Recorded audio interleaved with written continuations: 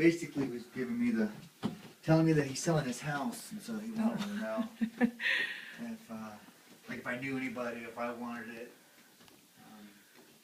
Like he maybe, knew I was always looking for investment homes and stuff, and so I got talking to him for a while. I'm like, I gotta go.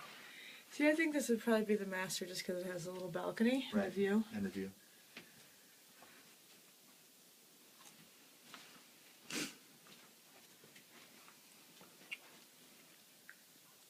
And it has just as much of a peekaboo view, really, as the other house did, really. Up here, you can't really see it. You see it better downstairs, actually, too. Let's see what light is. A good kids room.